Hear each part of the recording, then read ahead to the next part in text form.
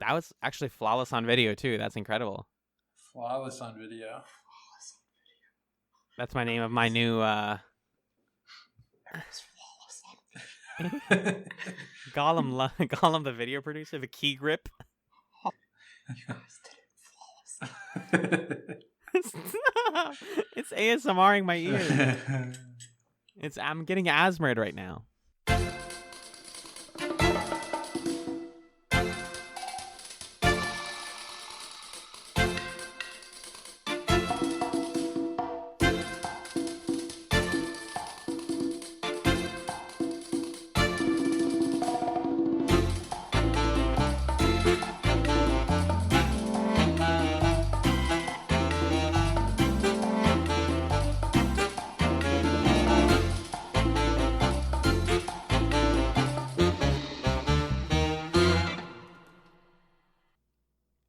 Hello and welcome to Chats, the television podcast, Season 9, Better Off Chats. My name is Alan, and I'm joined by a guy who I've always said would look dashing with a tail. It's Magellan. Hey, what's up? You furry man, you big box of fur. I did think that tail thing was kind of silly in the episode, but then Lem said he would look great with antlers, and I was like, you know what? You know, you can see it. He would. I can see it. I wish I had antlers. I think, yeah, we got to get you to watch like one of those those anthropomorphic animals anime, and then you'll be really into it. I mean, you got started on Hamtaro. Is that the same thing? Are they anthropomorphized animals? Yes. I guess so. Aren't you more saying like animals that are like very people-like half people? Yeah, that's more ideal. But what I'm saying also is that Phil and Lem, and hopefully eventually Magellan, join me in the furry community, and we go to FurryCon 2021. I can probably watch that Daniel Radcliffe movie where he has horns. Oh, I can't remember the name of it. Ugh. Equus? Yeah, that's the one. No, that's the horse. That's the ding dong one. Yeah. There's actually somebody who just told me they watched that Daniel Radcliffe movie. This is a real premise, where he is he's dead, and another guy. It's called Swiss Army Man. Yeah. And he's dead, and the guy is stranded on an island with this dead body, and he's using the body to like become his friend, but also to like help him do things. Is that Paul Dano in that one? It is Paul Dano. Good call. Good pickup. I like Paul Dano. So calls it our mysterious bonus figure in the background, a spectral. Yeah, I got a thumbs up in the studio over here. Yeah, from producer Mike over here. What's going on? No, it's thank you, producer Mike. People don't know what this is. They do know that today on Chats we are joined by the man who hands out sports bottles to employees who lose their pension. It's roommate of the podcast, Charlie. Everyone. Hi, everybody. Hi. Charlie, I think you would do a great job being that guy who's like, I'm sorry you got fired. Here's stickers. I would love to do that. I think it would be hard to deliver the news that they're fired, but I always have energy for trying to make people feel better. Oh. Like but it's not quite as good as that. Like I like when people are a little down, because then that energizes me to try to cheer them up. If they're already in a good spot, then it's like, oh. Yeah, what use can you provide? Yeah. Yeah. This person's already taken care of. I don't need to make them happier. You're like you're Bella from Twilight. You're here to like fix him. I'm Bella from Twilight. I read all those books. You did? Oh, and they've got the new one that's from the perspective of Edward. Really? Is it a retelling of the story? It's a retelling of... Wait, you haven't heard about this? Finally, No. a book that's from the perspective of a male. Oh, my God. It's so long. The representation is here, and I'm here for it. Did the Twilight lady write it? It's, it's kind of has a parallel to, like, there's that Sherlock Holmes show, and, but about Enola Holmes. Mm. And they're like, oh, maybe we'll spin off one for the Sherlock character from this series. Like there's Enola Holmes, and they're like, we're gonna take the Henry Cavill or whatever Sherlock and make him a Sherlock. Who is Enola Holmes? Real quick, sorry, I feel silly. Sherlock Holmes is I don't know, probably sister or something. Oh, it's like Lady Sherlock, played by Henry Cavill. Yeah. What? Wait. Am I wrong here? I don't want to just. Sherlock Holmes' sister, played by Henry Cavill. Mm. So 11 from Stranger Things plays Enola Holmes. Okay. Okay, that's the girl. She has like And a cool then name. it's- What is her name? She has a cool name. No idea. Let's improvise a name while I look up a name, please. Is that Swarovski? Her name's, Swarovski. Bernite M- Flanders. I don't want to tell you what it actually is anymore because that's way better. What is it? It's- Like Judy? It's Millie Bobby Brown. Oh, That's kind of catchy. I knew that from Millie TikTok. Bobby Brown. You not from? I knew a lot of things from TikTok. Oh, the listener needs to know it. Charlie's drinking tea out of a tie the Tasmanian devil. What a king! What I a got my king of kings! Tasmanian cup. I used to have a Tasmanian sweatshirt that was my signature in college, and I lost it. And my mom got me this cup. It's like, Shout out to Miss I didn't know you lost that. Miss Charlie. Yeah, it's my mom. I didn't know you lost that sweatshirt. I did. I lost it like one of the last days of college. Oh, that sucks. It kind of is fitting, I guess, but it sucks. Yeah. Yeah, it Kinda didn't fit very shed- well. I had to get it on. Shed that part of me. Yeah. But Charlie, the listeners have been clamoring for you. They miss you a lot after your appearance on our Babylon 5 commentaries. I'm being serious. Multiple people have been like, "Why do you not bring Charlie back?"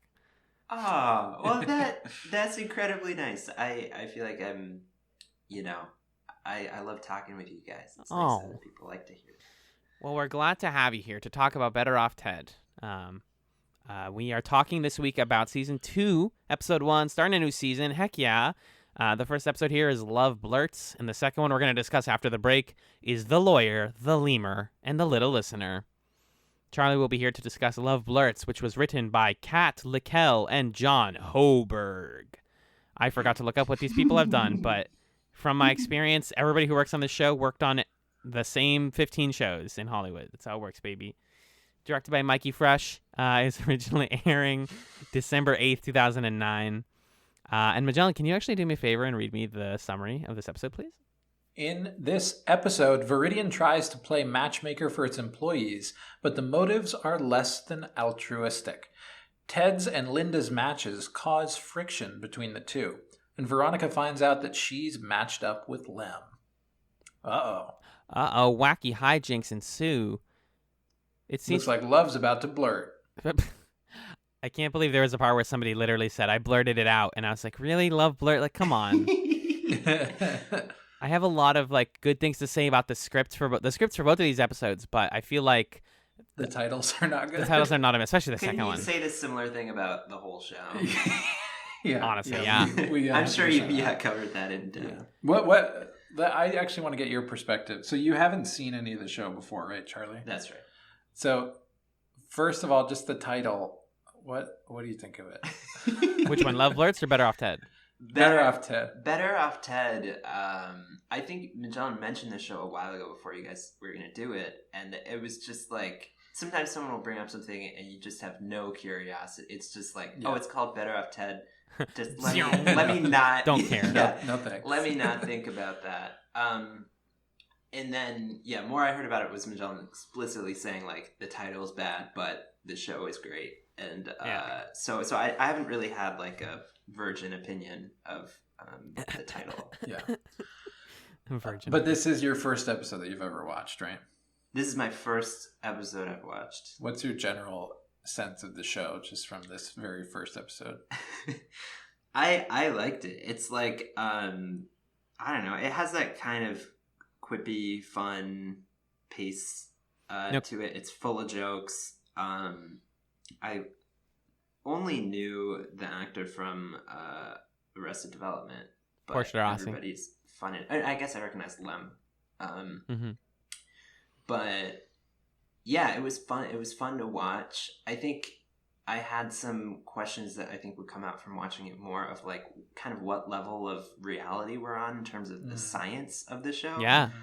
Because we've got moss that's going to grow so quickly that they can't control it. Yeah. And they're going to fix it in a day. And they spent that whole day like worrying about like how much people do or don't want their sperm.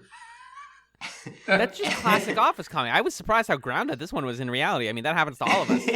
Right. But like, is it because like in Rick and Morty, like science is also sort of like magic done by smart people.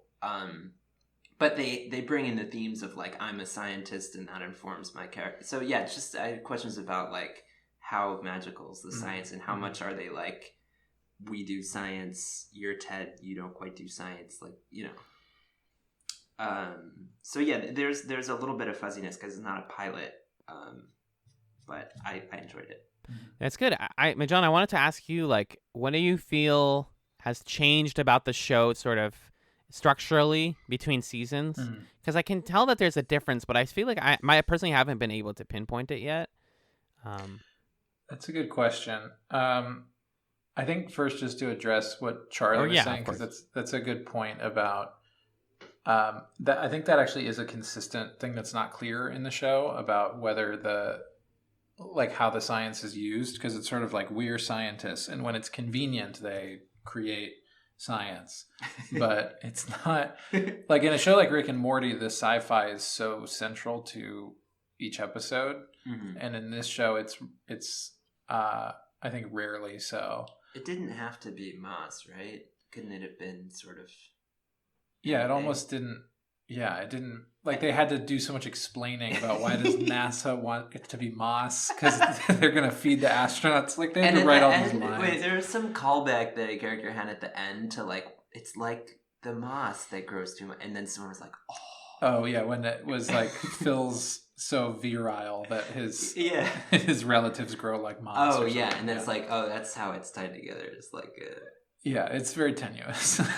But I think there are some episodes that do it more, but then there's some where they're just like, these guys just happen to like stand around in a lab and wear lab coats, and they're nerds, but like the science is not the most we're not seeing them do science or like come to scientific conclusions, because the show already. Sometimes we are, but mostly we aren't. Yeah. Yes. It feels like, maybe like John was saying, that they'll subvert. Like, they're really gone for jokes, sort of like Arrested Development or something. Yeah. And that's their primary goal.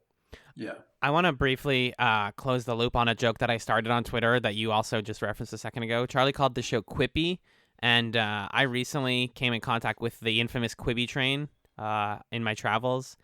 People know about Quibi. I know you said Quippy. We're doing a joke here. It's a bit, okay? No, yeah, okay. Please. There's a train in Boston that still hasn't been, like, they haven't removed the advertising paint from it, that is 100% decked out in ads for Quibi, a service that no longer exists because it was shut down. So, well, you can actually still go. I checked.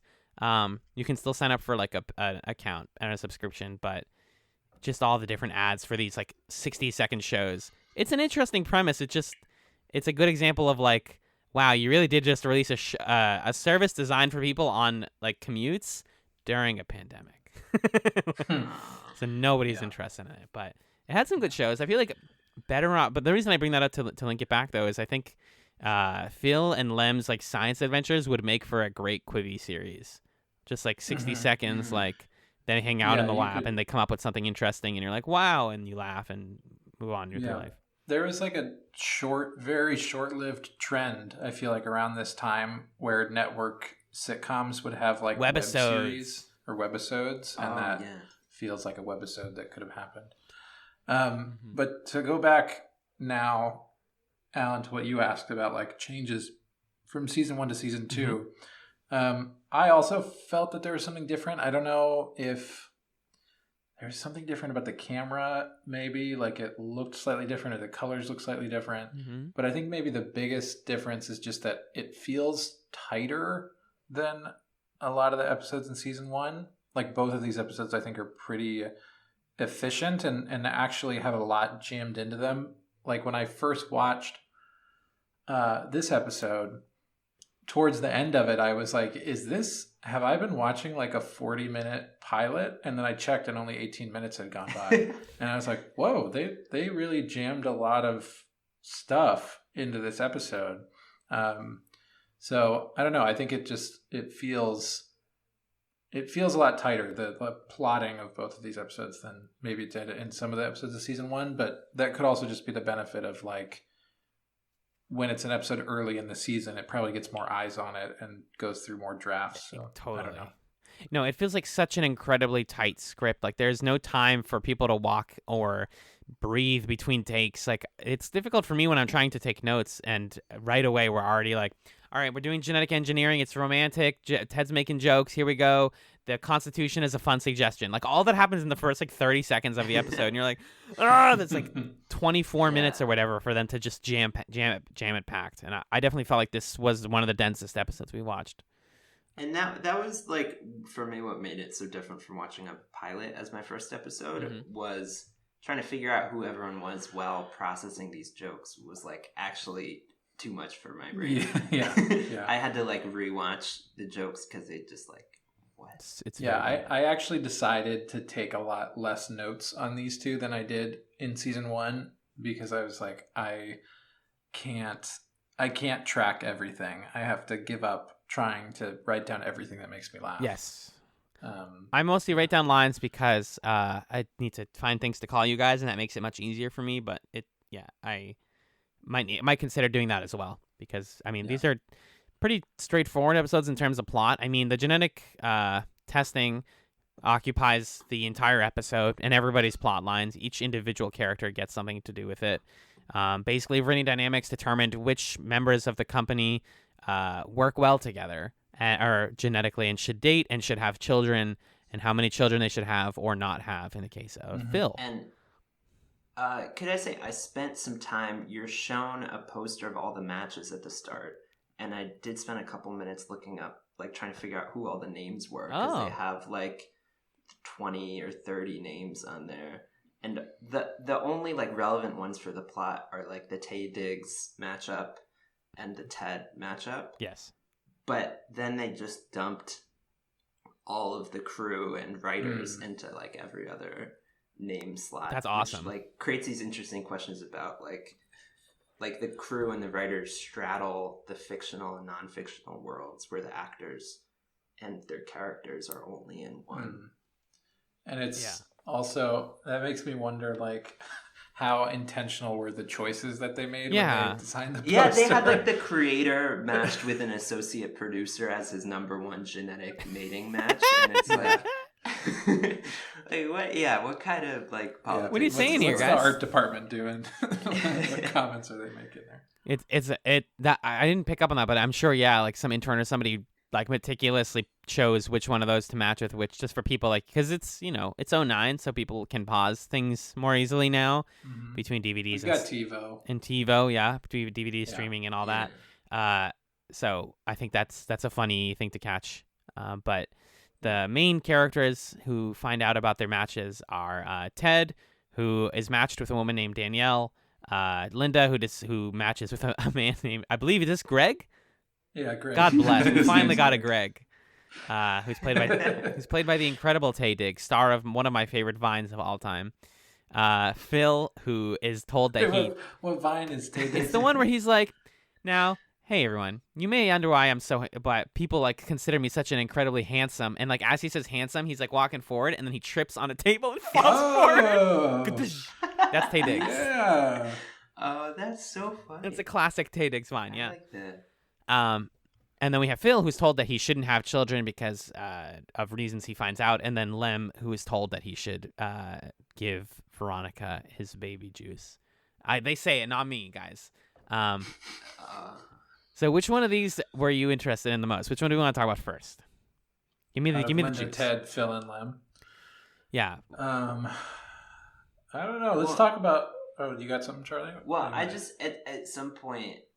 I want to make a plug to just talk about the overarching like eugenics going on in this episode. Yes. But maybe that we do that. No, do it. Let's do it now. It's so forceful. I love. It's just one of those little things that the entire episode is structured around. Like, well, it really is. You're talking about just the idea that the company is like, let's breed people to have the most healthy children possible. Yeah, based on this kind of obfuscated, process. Like, what are they actually selecting for with the matching? Because the idea of like genetic matching for like kid strength, you don't know if they're really doing that.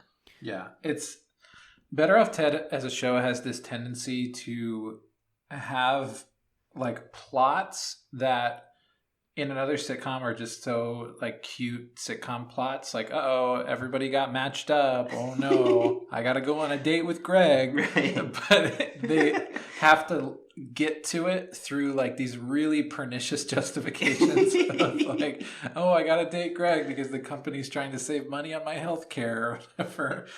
And sometimes it does feel really weird to suspend your disbelief and be like, okay, I'll let that part go to have this like cute plot happen. Right. It's like they really, like we were talking about in that season 1 episode where they all have to move cubicles, and it's like you just wanted to do an episode where they live together. Like you're using the premise of a corporation that's like forcing its employees to do stuff as a way to just make sitcom plots happen. So this one is definitely like, what if we dated random people? What would that mean about us? And what does that make us think about who we're interested in? Right. And it ultimately doesn't, I mean, not to dwell on this too much, but I think a big criticism of ours from the season 1 finale was about how the like, what am I trying to say? Like the premise that is the basis of the episode is not commented upon later. Yeah. So like nothing about the matches is used as a way to comment upon like what does a corporation think when they think about who's like compatible. Yeah. Except for the fact that like Greg is weird, I guess. Yeah. It just gets us started, and it's never like somebody's watching to make sure. I mean, that could have been a fun bit of like there's some guy like poking around the corner on their date, and it's like the company wants to make sure that we procreate. Yeah. The company doesn't care. They just put out a board, and then they're like, go have fun. Yeah.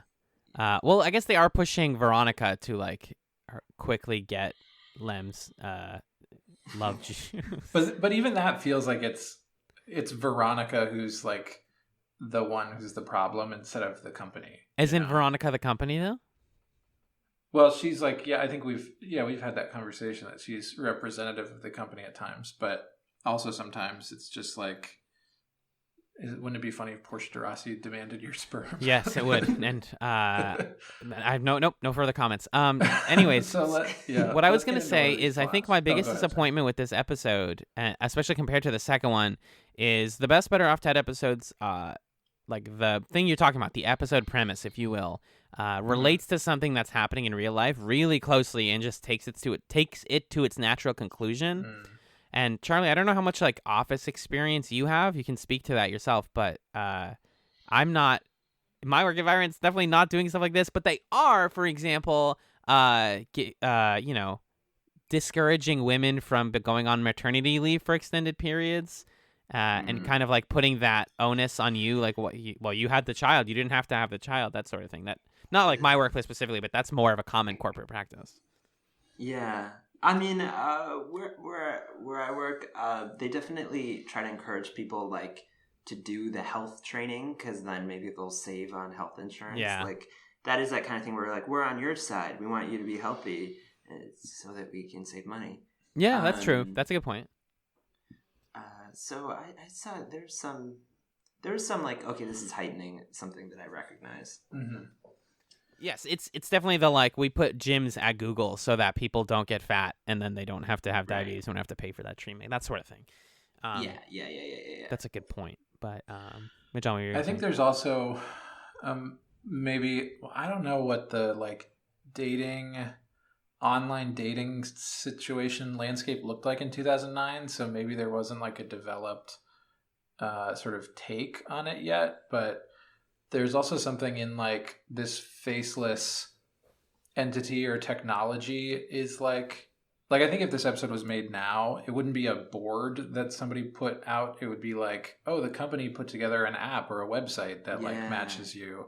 And that feels like maybe just because it was in 2009 and they weren't like that preoccupied with that stuff, but it feels like a sort of missed way to directly map this onto our current environment and the current way that we interact with technology and interact with the corporate world through dating. Right.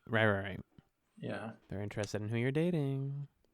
Right. But let's pick one of these plots. I mean, I kind of just want to talk about Tay Diggs. I want to talk about Greg. Yeah. It's a very handsome man. He is very, very, very handsome. That's true. Linda and Ted agree to not take part in any of this genetic matching stuff, and they're like both like shake on it, and they're like, all right, cool, sounds good. And then immediately he comes up to her and is like, hi, I'm Greg, and I'm attracted to you. And she's like, ooh. And she basically tells him, like, I don't really want to do the thing. And he's like, well, neither did I. And then I saw you and I thought that you're beautiful. And she's like, damn it, you're charming. This sucks. I hate it when people are charming to me. Don't ever be charming. I only like weird, cold distance and stern talking tos. But anyway, she ends up going along with it and asks Greg out. And this plot, like, I don't know, this could have been something meaningful, but what it really is, and maybe we can dig into like what they're trying to say, but on the surface it is she likes him, he seems really normal, and then at dinner he reveals that he too blows off steam by doing different small acts of rebellion outside of work.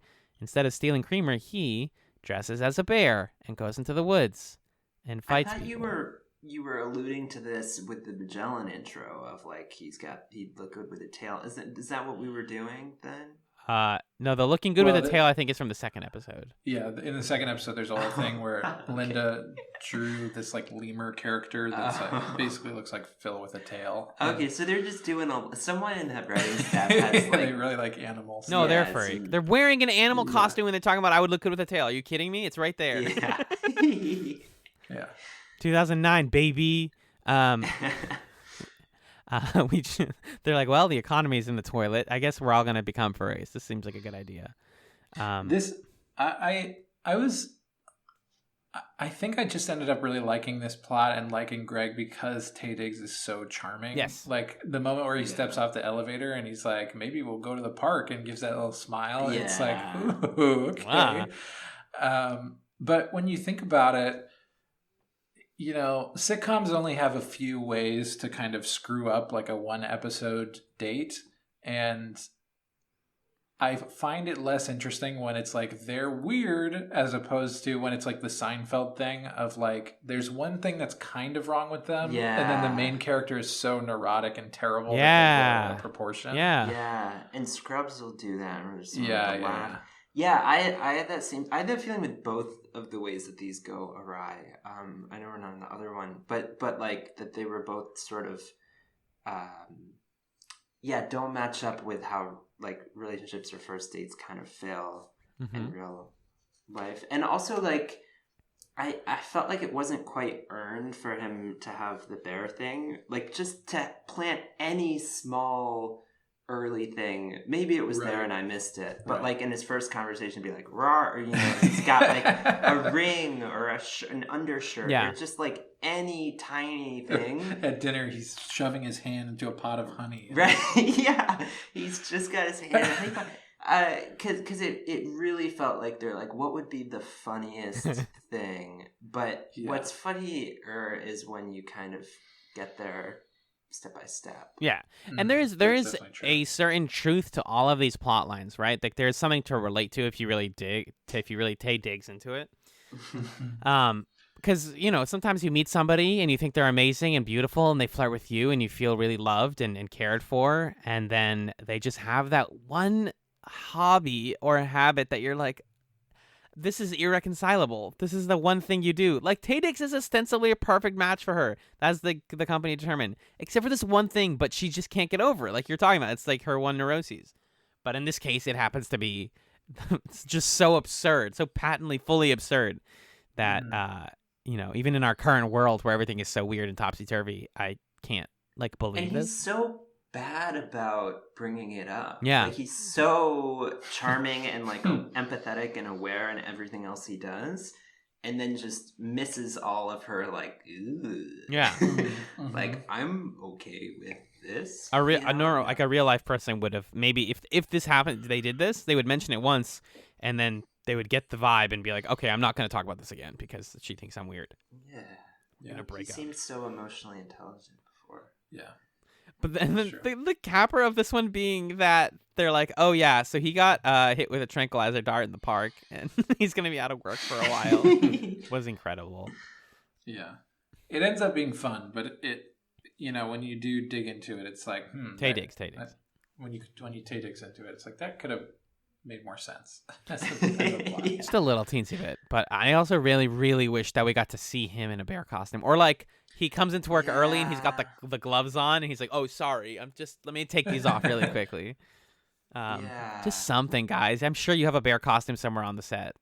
A real show don't tell missed opportunity. Yeah. But I actually liked Linda as she related to Ted's plot. I think her bullying of him was entertaining, especially with how it concluded. So basically, Ted ends up with this woman Danielle, who is, like Magellan was referring to earlier, just thin Linda. Like she is exactly Linda, but slightly. I didn't say thin. No, Linda. I'm saying no. You said thin Lizzie. No, I'm saying thin Linda. We were talking pre-show, and I said she's just another waifish blonde woman. Yes. Yeah. She basically looks so much like Linda that I thought it was supposed to be funny, but also it's just casting being like. Yeah, it's hard to tell if it's purposeful or if someone's just like. I feel if you're doing that purposeful, again, there's just the tiniest of cues to be like, this was on. You gotta hang a hat. Like have them standing next to each other and you be look back and forth between. Yeah. Exactly. Yeah. Name her Lunda. Londa. Londa. Yeah. Blonda. It's so funny to me. So this plot made me uncomfortable. Of course. We can talk about it. But before that, when Ted's first meeting her, it was so funny to me. It's like, my dream girl. Let's think. She likes chili dogs and Caddyshack. That's how I know she's the girl for me. I think he just likes Sonic the Hedgehog. Have those come up before? No. No. It's completely random. Not even slightly. But again, everything goes great until, and this one felt like something out of until it got weird, which is where it becomes Better Off Ted. It felt like some sort of 2000s or 90s rom-com where it's like, oh my God, the twist is I accidentally said I love you.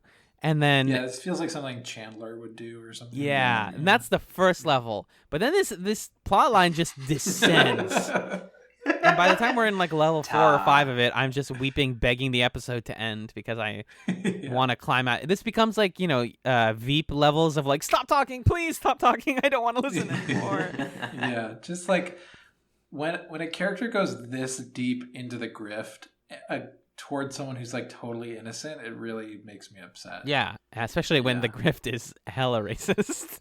Yeah. Right. Right. My dad is constantly telling us, he was so upset after School of Rock because he hates comedies where the premise is that the main character is lying the whole time. Oh, yeah. And, that's how they get into the situation.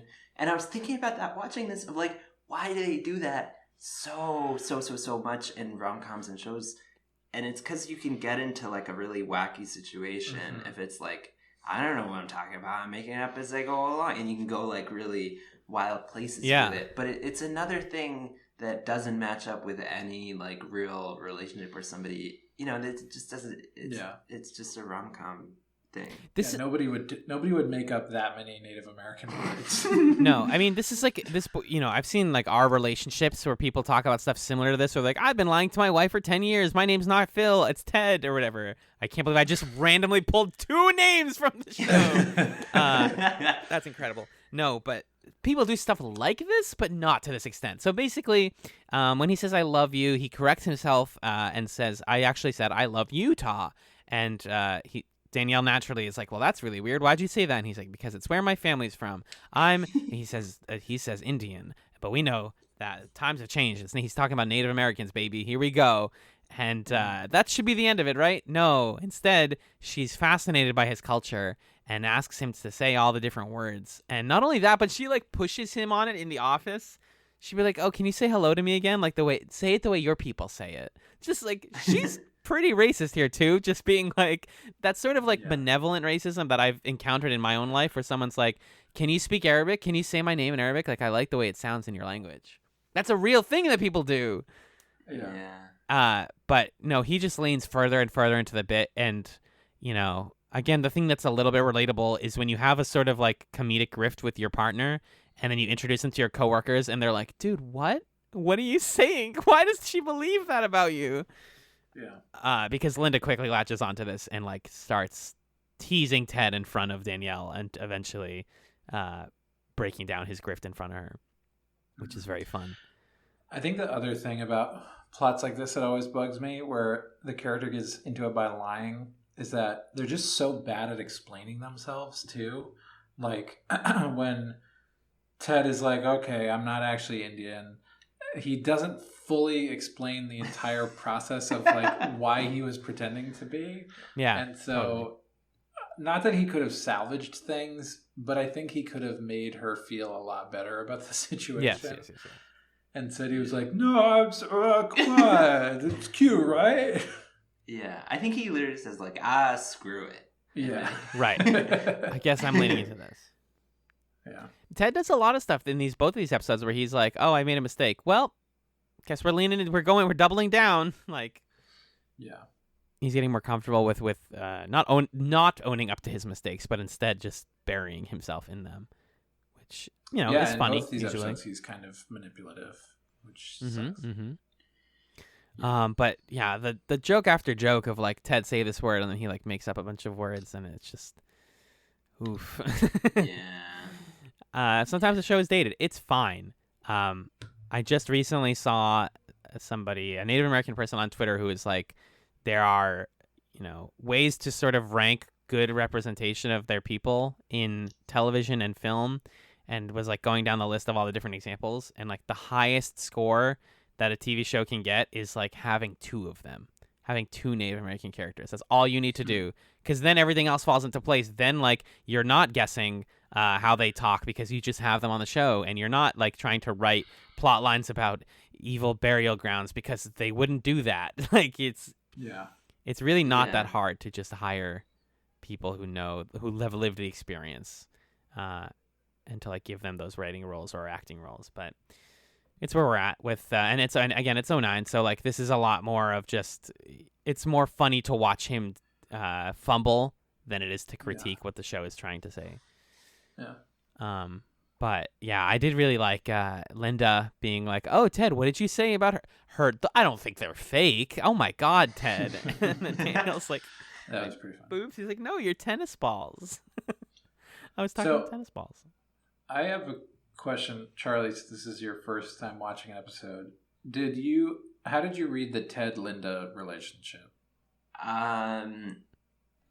It seemed like from the start they were like, this is the main relationship. This is gonna be the will they won't they that they'll keep us in for a while. Like, but that's partly because I like Michelle and I watched so much Community this summer that like we kind of internalize all of these things that they do in a show like that. Yeah. So yeah, it's just like, and the way it's set up where it's like we have two guest characters and we've got Ted and Linda, and they're both with guest characters, and they're both like, we're both together, not dating. And then Linda gives him that little look right as they cut away from that scene. Like, yeah, it seemed pretty much like they're shipping them. Yeah, that's what I found kind of strange about this episode. So that is the case that they're that. But in the pilot of the show, what they reveal is like Linda and Ted are into each other and they're almost gonna start something, but then Ted is like, "Oh, I've used up my one office affair," because he has this rule about like, I don't want to like sleep around the office. Yeah. And it turns out that his one office affair, they cut to him having sex with Veronica. Oh. And that is like a whole thing. So, and then the whole first season is like, oh, back and forth. She has a boyfriend now, whatever. And then in this episode, they're both single, and they're both like, they didn't match us together. Oh, well. And then he goes and has sex with somebody else in the office. And it's like, Ted, what happened to this whole thing? Yeah, we hard reset Ted suddenly. It's so weird. I didn't even think about that. I didn't even consider the fact that they just abandoned that. Yeah. I guess I don't know. So that was strange. Part of his development at the end of last season, though, was being like, maybe that was stupid. Yeah, like maybe I'm ready to get out there again or something. Immediately, episode his 1. Wife like left him and his daughter. Yeah, he was talking about his. Oh, that's why he blurted. That's why he love blurted is because the last time he like slept with someone was his wife. Yeah, that's why he love blurted. I hate it when I love blurt. But the Ted stuff, I felt okay about it. Again, I can still accept that the show is old and like laugh at these jokes. I understand why they're funny and how they're funny. But it's a lot of it is like you just have to kind of gloss over it because it doesn't. It's an old joke. So we did Linda, we did Ted. Let's talk about Phil and Lem. Yeah. So Phil's pretty simple. The company emails him. He's married, so he's not on the board. And then the company emails him and is like, hey, you are entitled to a free double-click vasectomy. Wait a minute. And then he's spending the whole episode like, why don't they want me to have kids? Oh my gosh, the mime. It's pretty much just a joke machine of plot. Where he's like, oh, the Myman family is so pathetic. They were used as ammo in wars. They would throw us at a cannon. And then they find out at the end when Veronica helps him get his medical records that it's because he's incredibly virile and he would just have too many kids for the company to provide healthcare to, which is kind of a cute little capper. Mm-hmm. Yeah. What a masculinity thing to be like, oh yeah, I got the good nut. Let's go.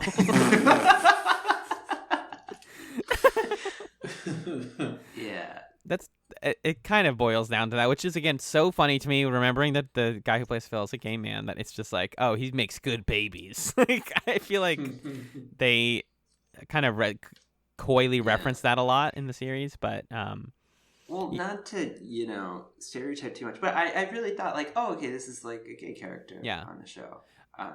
As we understand it, none of that's because Phil's married to a wife who hates him and reads his checks or whatever. We learn in the second episode here. And then we have determined that Lem is probably bisexual at least, or questioning, because he definitely flirts with and loves Phil, but also has sex with women, and it's hard to say. Yeah, but it's all that kind of 2009, like, it's in the subtext. Yeah. We're just bros. We just love hanging out with each other and be calling each other bros, unless. Yeah. JD and Turk ruined straight friendship. No, I'm just kidding. No, because I always forget that the show is like at the end of Scrubs. Historic, like timeline-wise, this is coming out when Scrubs is in like season 8 or 9 at this point. Right. But then Lem is told to give his he's told to basically quote unquote breed with Veronica, but she's like not interested in having sex with you. She makes this whole joke about like I'd rather do like 7 other things with my life than ever be with you. I like that joke. Did anybody write it down? I thought it was pretty good. I mean, I thought it was fine. Like, I don't remember all of them. It was like fall in love and have a kid, adopt, steal one of my sister's kids, and then like cut out my ovaries and sail around the world. Yeah, there it is. Like that. I just like when it's like rule of 5. Yeah. like when it's just F the rule of too 3. many pieces of the joke. Yeah. But she's like, instead of that, I want you to give me your sperm. He doesn't feel comfortable with it because he's like, what if I wanted to be this with someone else? What if the kid isn't good because the kid that we have is going to be angry and assertive and shitty? And then she defends Phil, I believe, when she tries stealing his medical records. My favorite line of this episode comes here when they go to the doctor's office or whatever, the doctor's area, and she's asking for the records, and Phil's in the back like, this must be what a baby lion feels like when his mom goes up to the receptionist at the doctor's office to steal his medical records. It's such a silly line. Yeah. But she takes it, and then Lem is like, wow, you're actually a good maternal figure. I do want to be with you. And she's like, never mind, I don't care. And he gives her a cup of his nut, and then it's like the nice people are there. He comes in and he's like, here's a cup of my sperm. You earned it. And she's like, Lem, you remember the guys from NASA? You're in the room. I would resign. Yeah. And he's pretty chill about it, right? Yeah. He's like, hey. Yeah. Or whatever. I think my favorite scene was when he goes into the men's room and she sees him go in, and then without missing a beat, she follows him in there and is like berating him while he's peeing. I don't know. This was just a really fun plot to see Portia de Rossi be like severe and smiling the whole time, and I don't know, like just doing the character that she like is best at doing. Mm-hmm. Yeah, it was fun. She's wonderful. She's incredible, and I still think she's one of the best characters on the series. Yeah. But yeah, and it's an opportunity for Lem, especially contrasting with him in the second one. being like passive and like wanting something but not knowing why and questioning himself like that. I thought this plot was good, and also the Veronica wanting the child. We actually get a little bit of like legitimate character development from her, which is that her sister had a child recently, and she held the child. She was like, it took everything in my willpower not to take it, and then I I gave it back because I don't want I don't want that child, but I don't want my sister to have something. Yeah, I think somewhere in there you see like the downside of having such a packed episode, because she is convinced to do a 180 on all of that stuff by Ted, and he basically like listens to her say 2 lines about like, this is what it actually means to me, and he's like, hey, got it or whatever, and like he's like, yeah, you do you, and then she's like, I feel like that's when you need a beat for her to like have a moment and like really think about it and get fired up about changing her mind. But you really just do that, and then the show's like, okay, now she's flipped and she's going, and it just doesn't feel like emotionally honest. That's I think part of the reason why why the show doesn't focus too much on like earnest character development is that they opt instead to go for like all jokes all the time. Right. Literally don't have runtime to do it. Right. They don't have time for both, and I get that. You were gonna say, Magellan? I was just going to say what you were going to say. Oh, well, there you go. I said it first. I win. My prize. I have a couple of lines that I really liked. If we want to do a roundup of funny lines, round them up, scoop them up for me. I don't have that many lines, so I'd love to hear yours. Scoop. The first 2 minutes were so tightly packed with amazing lines. Like when it's like, just because it says "we" in front of it doesn't mean it's great. And then Ted's like, "Remember we pension rollbacks?" Which they bring back a couple times. That was fun. Phil's like, "Oh, that was fun," until they rolled back our pensions. It's a good line. Yeah. And then I really liked, it's kind of cutesy, but the line where Veronica's like, "Okay, well, Mr. Cynical, are you happy now?" And Ted says, "Well, technically, Mr. Cynical can't be happy. It's his gift and his curse." And then I think my favorite line of the episode is when Veronica's like, "Anything that starts with 'we' is just a fun suggestion, like the Constitution with 'we the people.'" That's good. Yeah. Oh, and my other favorite line was when Phil was saying he couldn't access his medical records and was listing all of the organizations that could, which is another rule of 5 moment, because he's like, the company, other insurance companies, my bank, whatever, and for some reason the RNC, which is the only moment of like political stuff that we talked about. And then you just got to pour one out for the homie Alex Trebek right now. On the line where Veronica's naming all the cities in Utah, which is pretty funny, and then Ted's like, "It's easy to play Jeopardy at home with your clothes on," which is a funny line, and also, accurate. Rest in peace. And also rest in peace to the goat. Rest in peace. Yeah. Oh, and then there's this really weird line where like Ted and Lem were talking about sperm, and Lem was like, how am I supposed to look my sperm in the eye or whatever? And he's like, I've never, whatever, but I once abandoned it at a bus stop when I was a teenager or something. And it's like, what? So he like jacked off at a bus stop? Hopefully. Is that what we're making canon for the character of Lem? I thought it was that there was a trucker who came by and he like had made love with the trucker or something. Oh, maybe. I don't know. There was a line in the second episode that one of them says that I was like, hold on. I paused and I was like, hold on. I'm writing this down. They're never going to address this. This was crazy, but we'll talk about it. And it was actually also Phil and Lem line, so that's funny. Yeah.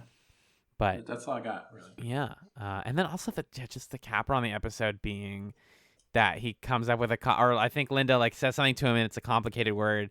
And she's like, it means this whole long, complicated sentence about how I'm sorry for making your life difficult. And she's like, that's what that word means. A simple word for a complex idea. And it's like, better off, Ted, you clearly know you're doing something kind of like racially questionable. It's like if the only thing that they didn't do was make a joke of like, we used every part of the blank. Because you're just doing the same 3 Native American jokes that everyone does. Just like, oh, they have a word. Veronica says like, I bet you're a great tracker or whatever. Yeah. Come on, guys. And there's something I say this correctly. Like when we were talking about like, okay, they have a lot of like a kind of like blonde white woman, and they're, I guess, at least with the two main characters in the cast like that, they're very, very different. Yes. They're very distinct. Mm-hmm. And when you're talking about having like, well, it's good to have like two Native American characters or like two of, any group. Yeah. It lets you show that there's like no one type of person in any group. Right. Right. And yeah, that's like kind of a missed opportunity to diversify the types of characters within a group only for this group that is already so well represented. Yeah. I mean, I know that's like an advanced thing to tell this 2000 11-year-old show, but yeah. No, I mean, how much did that come up in the conversation around the election where it's like there's no singular black vote, like not every black person votes the same or thinks the same. These are concepts that we've internalized, but it just takes a long time. It's frustrating, but that's partly why I think representation really matters, is it puts those ideas in people's heads, and in the future when you start thinking about it more critically, you're like, oh, I can't. I'm noticing that. I'm aware of that and acknowledging it. I give this episode a 3 out of 5. John, what's your star rating? Season 2 of Better Off Chats, we're doing star rating. We don't do that. We don't do star rating. It's Season 2 Better Off Chats, baby. Let's get it. No, I'm not doing that. Okay, I give it a 3 out of 5. Put it on the screen. Every episode, Alan gives a rating, and Magellan says, "I don't do that." Well, I have the audio clip of it now, so that's perfect. But yeah, thank you, Charlie, for joining us here. Thanks, thank you. It was so fun to watch this episode. It was really odd and full of fun jokes. Yeah, definitely. A very, like I said, a very dense episode to discuss, but a wonderful discussion nonetheless. Charlie, first off, is there anything you'd like to plug? Is there anything I'd like to plug? Not really. I had last month a piece in McSweeney's and a piece in the New Yorker before that are both short humor pieces, and it's nice when people read those. I'm gonna link the shit out of those. Oh yeah, okay. If they can be links, that's nice. Yeah. That's my plug. Okay. Do you have a chatsome for this week though, Charlie? I hope I didn't say this like months and months ago when I was on, but lying on your back in your room, listening to music and looking at the ceiling is an incredible like reset / antidote. I think like meditation just feels like such a big step, but you can get sort of a similar mind clearing, like not getting the dopamine hit from my phone feeling from lying on your back, listening to a couple great songs, looking at the ceiling, ideally ceiling fan on. Looking at the static ceiling fan is kind of like takes a little bit away from yes. it. All right. That's my chatsome. I hope I didn't say it before. No, I don't think you did. I think you're good. And we're okay with rechatsoms, especially when they're good, but I was just writing that one down. I actually wasn't looking at my phone while you were talking. I was instead writing down. Yeah, no. I know. Perfect. Well, thanks again. We'll be back after a brief musical break to discuss The Lawyer, The Lemur, and The Little Listener. Viridian Dynamics, our team, over 100,000 strong. And we love all of them. Unless they cross us, then we'll hunt them down and hurt them. Because that's love too. Viridian Dynamics. Don't cross us, ever. Seriously. Just don't. Welcome back to Better Off Chats. The second episode we watched this week was Season 2, Episode 2 of Better Off Ted, entitled The Lawyer, the Lemur, and the Little Listener. It was written by Tim Doyle, directed by Chris Kolk. Thank you. Thank you. Throwback for all the Chatsroom fans. Chris Kolk. It originally aired December 15th, 2009. Alan, what happened in The Lawyer, the Lemur, and the Little Listener? It's fun to say. It's an annoying title, but it's fun to say. Yeah, it feels like it's a real tongue twister. The Lawyer, the Lemur, and the Little Listener. In this episode, when a wave of layoffs hit Viridian and little Rose seems to have inside info because of a friend in her Hive playgroup. Did not know, by the way, that the kids' school is called the Hive. That's awesome.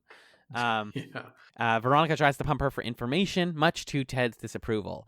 Meanwhile, Linda is elated to sell her first children's book until someone points out that her lead character, a lemur, is the spitting image of Phil, and Lem starts a passionate affair with one of the company lawyers, only to find out that his paycheck is being docked for the, quote, billable hours that he's spending with his new girlfriend. So I want to come out and say, dude, I thought this episode was excellent. Yeah, I thought it was good. I think on my first, I watched both these episodes twice, which has become my custom for this show. And I think the first time through, I liked the first episode more, and my second time through, I liked this one more. Yeah. Yeah, I think this one holds up more to like repeat viewings. Exactly. I think the first one makes sense. On your first watch, you're like, okay, I understand like genetic stuff, and we talked all of those jokes and how they work or sometimes don't work. But this one is like, I feel like this is one of the tightest scripts that the show has had. It really just like remembers what the show is about. It remembers what makes it funny. It has good lines, good premises. We're going to different sets. We introduce back all the new characters. We're referencing past moments of the season. It just works. It's just a very successful episode. I was happy with it. Yeah, it's definitely a fun one. But it also, I think the one thing you could say about it that is to its detriment is that the plots, I couldn't tell you how they relate to each other. Right. To the point where obviously the title is it's like shoot. The A, the B, and the C. I guess the only thing that unites these is that you can make them alliterative, but otherwise there's no like common theme. And you can make anything alliterative if you want to. Yeah, whereas the first episode, at least all of the plots are sort of stemming from a common premise. This one is just sort of like, we had 3 ideas and did them all at once, and they're all good, they're all fun. But I think that's why, to me, it didn't stick with me as much the first time around, because I would have a hard time. I mean, just from the length of the summary, right? Like the summary of this one had to be twice as long. It's hard to sort of say in a sentence what this episode is about. It's 3 very distinct, barely connected plots. I agree. Yeah. Did you see any sort of common thread among them? I don't know that there was one. Maybe this episode should have been called Secrets and Lives. Yeah. Yeah. Well, maybe we can try to piece that together as we talk through them. Yeah, let's do that. I think, which one do you want to talk about first? Do you want to talk about the lawyer, the lemur, or the little listener? Let's go in that order. Let's talk about the lawyer. Nadine. So the episode starts with possibly one of my favorite scenes from Better Off Dead. Yeah, just speaking of starting episodes strong. Oh my God, this is our thumbnail, by the way. Oh my God. This whole scene. We're in the elevator with Phil and Lem and a woman who we don't know yet, and then Lem and the woman just start furiously making out with each other in the elevator, and then she gets off and leaves. Phil is so unhappy. Phil is so sad, so crestfallen to see the love of his life, pawing this woman, and the exchange is so well written and well performed, where Lem is like, so that's Nadine. And Phil's like, oh, so you know each other. Good. That's good. Yeah. Oh man, that was so funny.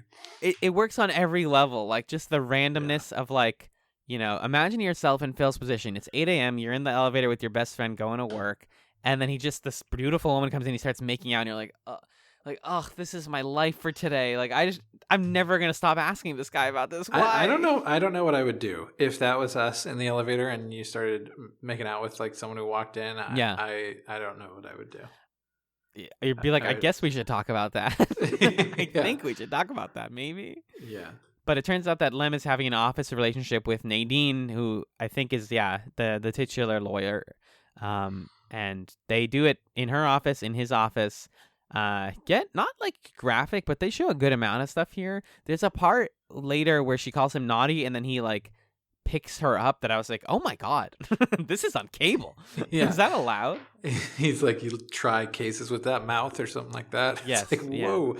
There's also a part where they're like on the couch with a blanket draped over them, and there's like sexual hip movement going on. Yep. And it's like, this is on ABC. What are you doing? Yeah, It was a lot. I was surprised by how much they felt comfortable. Not like it wasn't like a ton, but it was like a little bit more than you're used to. It was the most sexual that the show has Yes. been, I would Yes. say, up to this point. But yeah, so the basic idea of the plot is that Lem is dating Nadine, but they don't have time to see each other outside of work. And then he gets his paycheck and he notices that he's missing some money. And Veronica tells him, like, oh, that got billed to the legal department because you've been spending time with this lawyer. And Lem has this amazing response where he's like, well, I've been seeing Nadine, but we haven't been doing anything legal. This is the part, by the way, that I referenced in part 1 where I was like, the show's not going to reference this, but this is bananas, which is Lem goes, hey, is your paycheck any lighter? And then Phil goes, I don't know. I don't look at my paychecks because my wife doesn't let me take care of our. She doesn't think I feel I'm smart enough to take care of our. Yeah, finances. She doesn't like it when I spy on our finances or something like that. Yeah, that was a lot. That was bad. All the best Phil and his wife stuff happens in the course of like you could do a montage that would be 15 seconds long. Yeah. So this plot, there's a lot of funny stuff going on, I think, like just seeing Nadine completely turn off Lem's logic brain. Yeah. Where he's like, oh, they're taking money away from me for us to like have sex, and she's like, yeah, naughty sex, and he's like, oh, my brain is rewiring. And then by the end of it, he's like really trying to tabulate his time. And she comes out in this, whatever outfit, lingerie. Thank you. Sex outfit. Oh, I was really struggling to find that word. Lingerie, and he's like, oh, that's gonna cost me $300 just to get that thing to off get you of out of that. She's like, you don't like it? He's like, no, I like it. I need to get lunch this week. And this really is a plot that is like very out of normal reality. Yeah. It's very jokey. And if you think about it for even longer than 30 seconds, like you wrote in your notes, it's like, this is sex work? Like, what's happening here? Yeah. Well, because the thing that counters that, I was debating over and over again, like, are they making a thing that, like, they kind of are, that she's a sex worker because he's like, oh, I pay whenever we have sex. But he's not paying her. He's paying the company. But that like she is billing her time to his paycheck. Like he's paying the legal department, which pays her, I see. So then it is kind of, yeah. And she's not working with anybody else.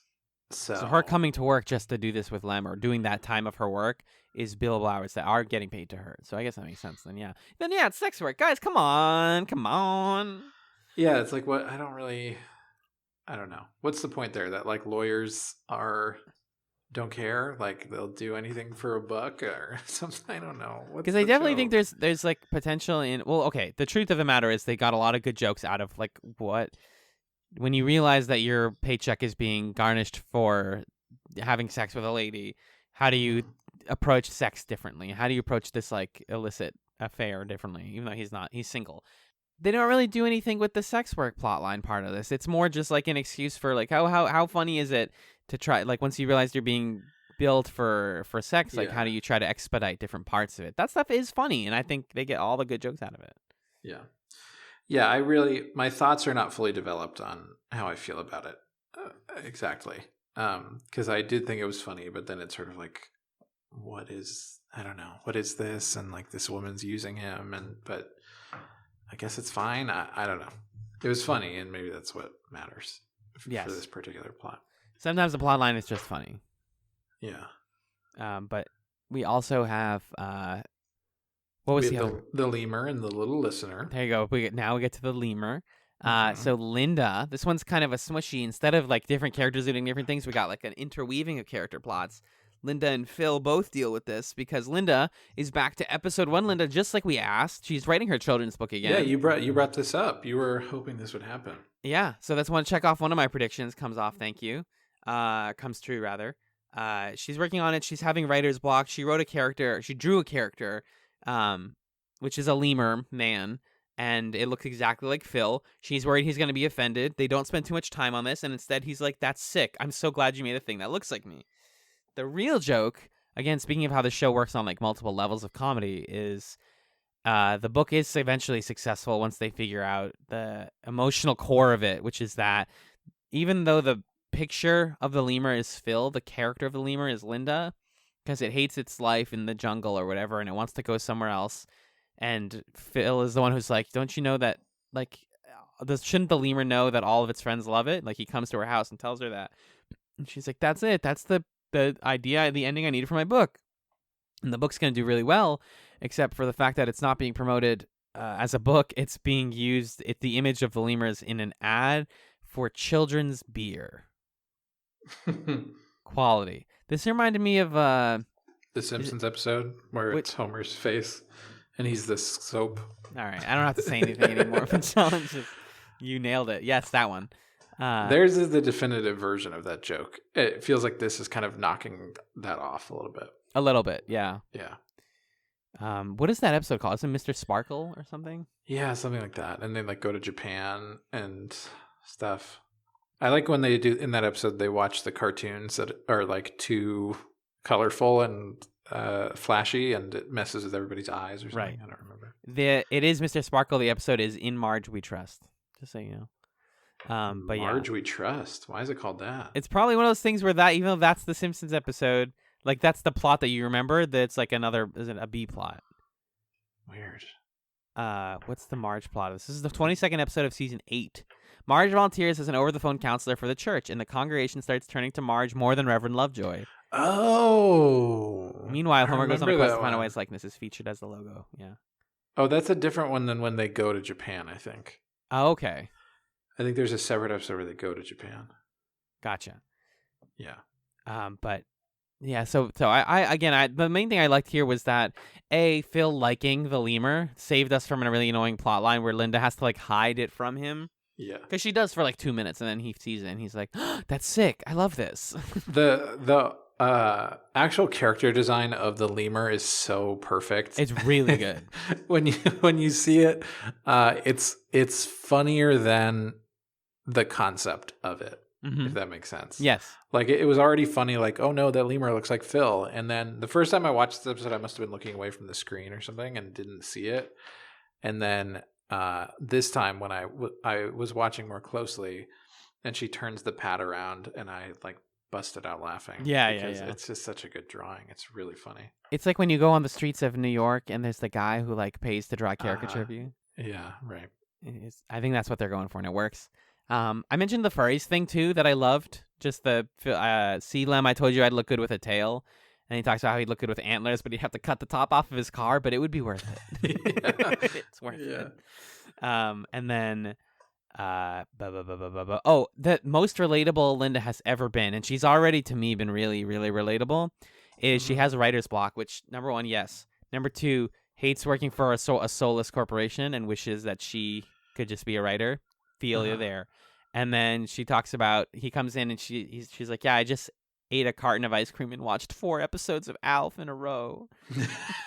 I just feel like I've been seen. I feel so seen by Better Off Ted. I love it when Phil comes over and she's pacing around and like yelling at the drawing because she can't figure out what to do next. Yeah.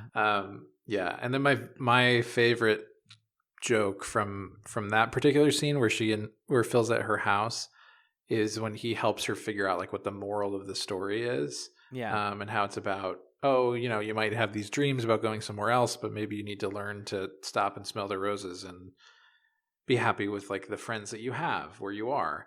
And Linda's giving this beautiful monologue about the lesson that she needs to learn. And then she's like, yeah, suck it, Viridian. I'm going to be rich and out of here. And they cut to Phil and he's just like, oh. Yeah, that was pretty good. Yeah, I thought I genuinely liked this plot line. I think it manages a little bit of real character stuff while also just hitting all the good beats.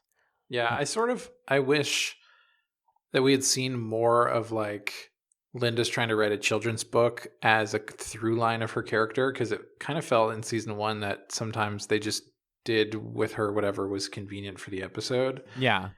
And it felt really good to return to this, where it's something that's entirely hers, and it's like a dream and a goal that she has, and it says a lot about who she is. It's not defined in terms of any other character. And then it's almost kind of sad because it feels like this episode like wraps that up. Yeah. She doesn't need to be right. We don't need to care about her being a children's book writer. Yeah, and I don't know. I don't want to lose that idea, even though I do think that this plot is really well done. They show at the beginning of the episode how truly happy that makes her. She calls Ted Bloopity Blue, which is a good nickname. And then she's like so giddy about it. And then he's like, "What made you get high before work this morning?" And she's like, "I'm high on life," because she's finally doing a thing that makes her happy. Yeah. So good. Linda deserves better.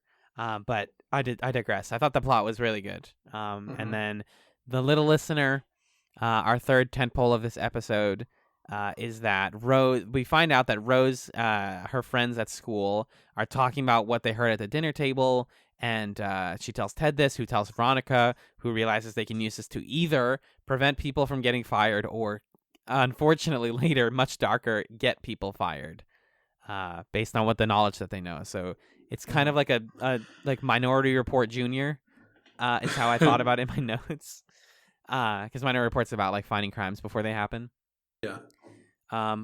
I think this one wouldn't surprise me if it was either based on a true story or could happen. Yeah. Yep. The parts of it that are implausible are the following. Number one, okay, maybe if I work in human resources, like if you're an employee and you're like, "Honey, I feel like I'm gonna get fired," that's realistic, and your daughter hears that and she tells her friends at school. But if you're human resources, you're not telling your wife like, "Oh man, we're gonna get rid of Kevin soon." And then Kevin's daughter or whatever, your daughter hears that and tells Kevin's daughter. Like, no, that part doesn't happen. Human resources would never talk about the people by name that they're thinking about firing. So it kind of like toes the line of reality. Feels sloppy a little bit. I mean, I think it's plausible that it could happen, but it definitely, is not a very likely occurrence. Which is sometimes my favorite TV stuff. Like, I chat some to We Are Who We Are last week, that really great HBO drama, and like, I think maybe I mentioned this, but the way I described that show, and my friend who I'm watching with actually came up with this, but especially when it gets more ridiculous with like the partying and the teen like drug and alcohol stuff, is like, this hasn't happened to me or anybody I know, but I'm sure this has happened to someone. This is based on a reality, not my reality, which is fine. I think it's interesting sometimes. Yeah. Like I'm sure, like you said, somebody in human resources is like blabbing about this stuff. And the kid doesn't realize it. But, it's always great to see Rose. And, like, Rose and Ted talking alone at the beginning of the episode was very, very nice. And I just TED missed Talk. them. TED yeah, Talk. it was a little TED Talk. Sorry. But then, no, you're good. I wrote that in my mental notes. Veronica, though, kind of steals this plot line. Just, like, how grubby she is. We started to develop this running joke where like Veronica would probably eat a person if it tasted good and she wouldn't get in trouble. Like they really like set up that she would be a cannibal. Because he's like, Veronica, like we keep talking about how you don't need kids, but then you say stuff like this, or then you like come to my house at 11:30 in the evening on a weekday bringing pizza for my daughter and yell things like the Jonas Brothers so that she'll come out and tell you who's gonna get fired. Like Veronica is amazing. She just, I don't know. I saw this clip recently that I didn't even think to compare it to Better Off Ted. It was this woman who is like she used to do like TV interviews in the 70s and 80s, I think, and she would interview like big famous celebrities and be like, "Hey, that movie you're in was pretty bad and got terrible reviews. What was up with that? Why was that? I heard you were bad in it. Is that true? Are you like really bad?" And she just like has that like ability to be mean but honest with celebrities. Her name is Lita Powell Drake. People should look her up. I think I tweeted about that last week. But I say this all to say that Veronica has that energy of like she'll just do anything. She'll be any sort of crazy person. Yeah. I really liked seeing Rose again. I really enjoy when Veronica and Rose interact, and it makes Veronica seem even more craven, like you're saying, of just like she really has no scruples. They kind of jumped through a lot of hoops to justify Veronica caring about people getting fired. Like she had Right. to keep saying, and the reason I care is because it affects me. And you're like, okay, I get Why? it. I think the funniest line to me from the Rose stuff is when she's first telling Ted about her day, and she's like, Grace H did this, and then Grace W did this, and then Grace B. And it reminded me of back when we would have family dinners at my house when I was in middle school and high school, and my sister would like tell stories from her day, and she would like talk about her friends and like so and so did this and so did that, and we'd be like, who is that again? Like, come on, let me follow the plot lines. And she would indignantly be like if she was talking about her friend Alan, and we're like, who's Alan again? She'd be like, Alan Ibrahim. And it's like, that doesn't help me. I don't know their last name. Give us some more context. And that bit from Rose was just it felt so true to like how kids talk about their days. And then the bit where she's like, and then like the dirt got on her strawberries, and that's her 9th favorite fruit after peaches and pears. I really thought they were going to do all of them, and then Veronica interrupts her to be like, your life is so boring. I wish they did. Yeah. I was impressed that the actress playing Rose could just like rattle off all of those quick and like long lines. Yeah, they definitely stuck with her longer in each shot this time than last time. Or the last season, rather. But so the first one that they fix is like, this guy is on our team and we don't want to lose him because it's going to put us behind. So they prevent him from getting fired. And Ted's like, well, it's not morally wrong to mix work and play as long as it only happens once, which is like, that's sort of like a moral of the show. And then immediately Veronica's like, so isn't it in your best interest to do this over and over again to help me? And the second one is that they pre-fire this guy, Jeffrey Bouchard, because they like suspect or something that he's a competitor, or he's working with a competitor, so they get him fired from finding out about that. He gets tased. They make a couple of tasing jokes. I don't know when "Don't Tase Me, Bro" happened, but we must be in that vicinity, right? We got to figure that out right now. Let's do the 2009. Don't tase me, bro. Yeah. And that would have University of Florida taser incident. 07. Yeah. September 07. 17th, 07. Wow, that was with a John Kerry. Wow. Wow. I saw George W. Bush on Ellen DeGeneres recently, and my like brain dissolved into pudding. I didn't want to process that. You want to hear something wild? I do. The guy who got tased and said, "Don't tase me, bro." Yeah. Registered the phrase "Don't tase me, bro" as a trademark the same month that it happened. Come on, buddy. Yeah. People need that phrase for other reasons, dude. Come on. What's his name? I want to shout him out. Andrew Meyer. Okay, thanks, Andrew Meyer. Please be on chat. Editor's note. We take back that request, Andrew Meyer. Andrew, do not come on chats now or ever, you alt-right ass. This has been the first ever Chats Robot voice editor's note. Goodbye. Back into the robot world I go. I can't believe there's a whole Wikipedia article about this. This is wild. Well, the meme. It was like a whole incident. Yeah. Anyways, that's that plot. The guy gets pops off in like the post-credit sequence where he gets like unfired, and then he's like, Ted's like, I'm so sorry I did this to you. What can I do to forgive you? And then they tase Ted, which is kind of fun. Yeah, that ending where the security guard, without missing a beat, is like, here, dude, you want to tase this guy, don't you? The security guards are fun. The like big, scary, tough men. Yeah, I like those guys. Also, this episode ended with the Viridian Dynamics ad. Like, what, guys? Wait, I thought we weren't doing that at the end. The whole point is it's in the middle because nobody would skip. They didn't even have one in the first episode. No, they didn't. Which is weird, because if you're trying to reestablish the show and like repilot it for the second season, why aren't you doing the thing that's like a running right motif through your episodes? It's weird. Exactly. And they could have done something with the like, love, here's what it is, like breed good or whatever. We want our employees to love each other and this one just felt kind of lazy, like Viridian Dynamics, we'll fuck you up. Like, don't cross us ever. Seriously, just don't. Yeah. No, I just think also that like putting an ad at the end of the episode is terrible for viewer retention. Like, who is watching that and enjoying it instead waiting for the next show to come on if you're watching this live. But yeah, it's not the best. But again, this is just yet another fantastic showcase for our girl Veronica, and it's great to see Rose again. So I think that pretty much caps off that plot. Yeah. And I think that's the episode. Do you have some stray notes? Let me take a look. Let me take a look at if I have stray notes. I have a single stray note. Well, what do you got? When Nadine is flirting with Lem at one point, she goes purr. And he goes. She does it a couple times, and then by the third one, Lem is like, you have to make the sound. You don't say the word purr. And she's like, purr. The first time she does it, it totally works on him. Yes. And then, yeah, It's and like, then I don't know ineffective. what I'm trying to say, but it doesn't work anymore. Mm-hmm.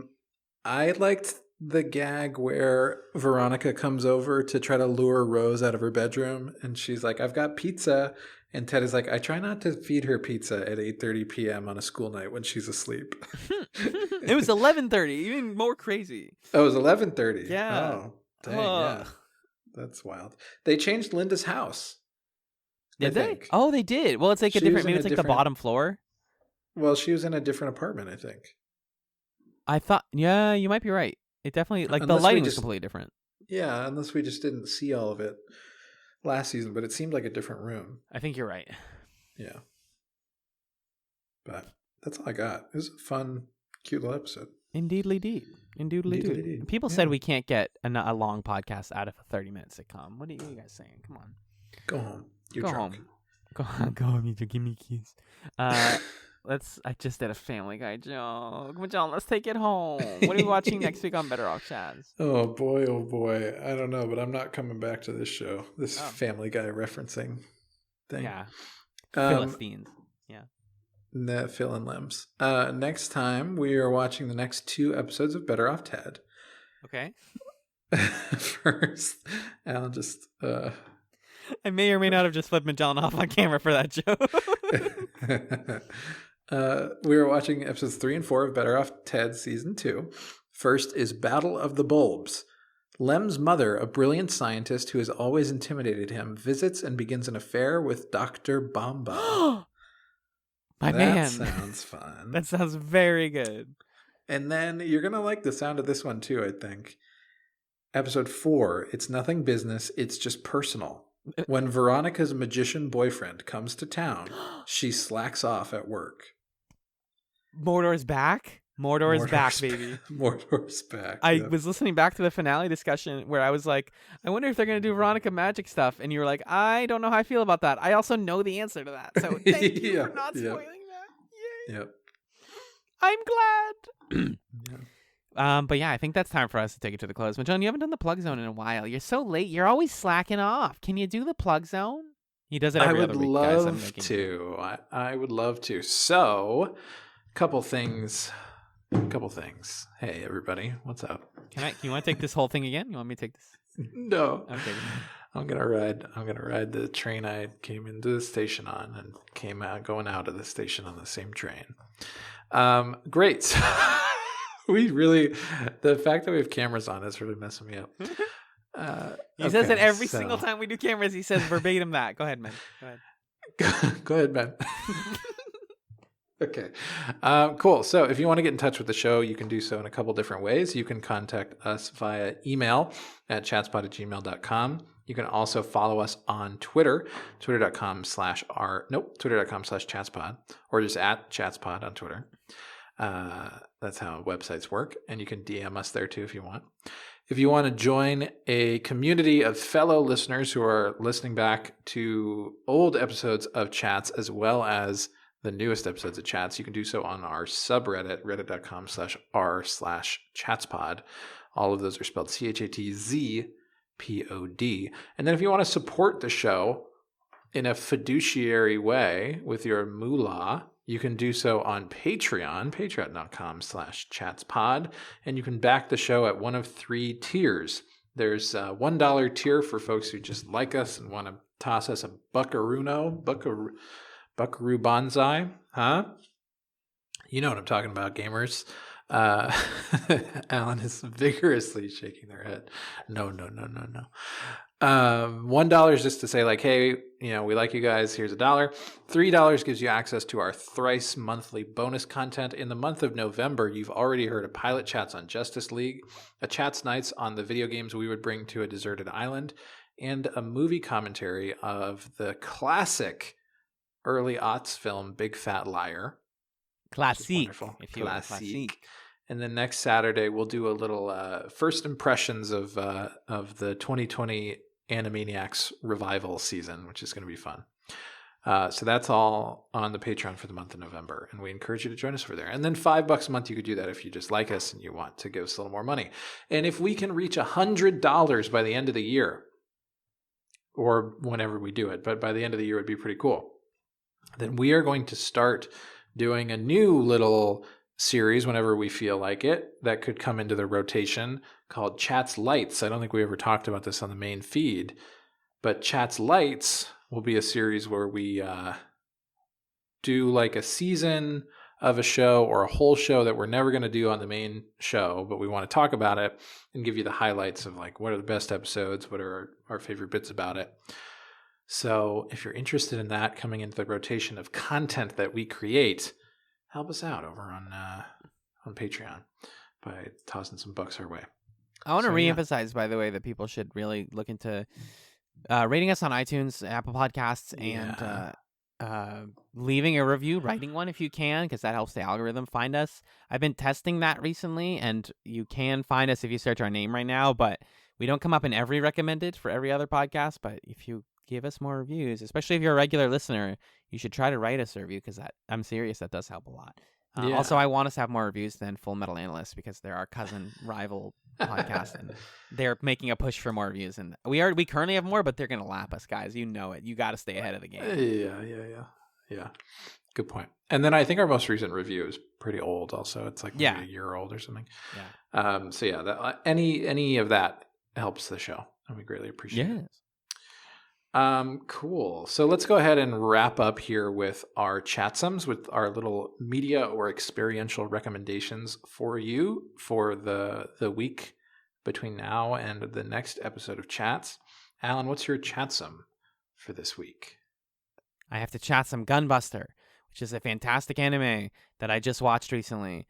You know, Neon Genesis Evangelion? That show was created by a man named, or was directed and written by a man named Hideaki Anno. In the 1980s, he also created a show called Gunbuster, which is about people who train to pilot mechs, and then the best amongst them, sort of like Top Gun, go to space and fight the alien threat.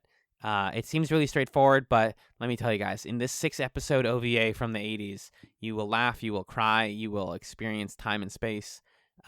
It's really an easy narrative device to include time travel in your like dramatic story, but it really works, and I wept like a big baby at the end of it. So please find a way to watch Gunbuster. I know it's old, I know it's a little crusty, but it's a really it's also a pretty show, and it's got a little bit of like horny stuff in it because it's anime and from the 80s and all that, but it's really good, and people should watch it. I think it's a pretty good introduction if you haven't watched any mecha in a while. Like, hey, here's the good stuff about this. Mm-hmm. Gunbuster! That's what they say on the commercials. It's pretty sick. John, do you have a chatsum? I do have a chatsum. So my chatsum for this week is I've been doing a lot of video game chatsums. I get it. I know. This one is tangential to video games, but it's not a video game specifically. I recently on eBay purchased myself a Nintendo 64 because I'm trying to, fill the void inside of myself with anything I can find. And, the nostalgia could be the ticket to happiness. Who knows? And I've been looking for and grabbing some games. And the other day I went into Manhattan, into the Lower East Side, and I found a really great video game store that has a ton of retro games as well as some current stuff. It's called Video Games NYC. There's no spaces, just Video Games NYC. And they've got tons of stuff. They had all the N64 games I wanted. Some of them were maybe more expensive than I wanted to pay because I think everybody wants original Smash Bros. Of course. So I didn't get that, but I got some good stuff, and the guys there were nice, and they asked me about my Windjammers shirt, and I felt like a real gamer because I know what Windjammers is, and I have a shirt for it. You're playing a physical business in this pandemic? Are you kidding me? How do they handle the pandemic in such a small business area? Well, listen, they do pickup, Oh, so you can be curbside safe pickup. about it. Wow, You can be safe about it if you have that concern, it's because it definitely is hard to socially distance in their tiny little course. store. The time I went there, because I went there 2 years ago, separate from Magellan actually, which is funny. The clerk was like, my friend was trying to find a rare game, and the guy was like, "We don't have that." But then the more interesting thing was that there was a guy in the back explaining why like like the Zelda franchise was cool to a young woman, and it was very clearly like she stopped being interested, and he was just like going on about like, no, like it's like there's different storylines and they all kind of connect, but like you can play one of them and just get it, and like Ocarina of Time is my favorite, and I can show you if you want. We have it here. Oh no! Freaking awesome. Oh, no. Love that. Video Games New York, that's on 6th Street in New York City, if you're in that area or if you're visiting. Yeah. Cool. Very cool, Magellan. That's so cool of you. Thank you. I think that's going to have to do it for now. They're closing the doors on us. Yeah. Closing time. Go ahead. You're doing the Zach Braff thing? One last call for alcohol. Don't get out your beer. On the Garnet Wager, we end every episode with Nick, our co-host, like playing a different version of this song from the Yakuza games called Baka Mitai, and then singing along to it as the song fades out. So, thank you everyone for listening. John, go ahead and play us out. I know who I want to take me home. I know who I want to take me home. I knew I want to take me home. Take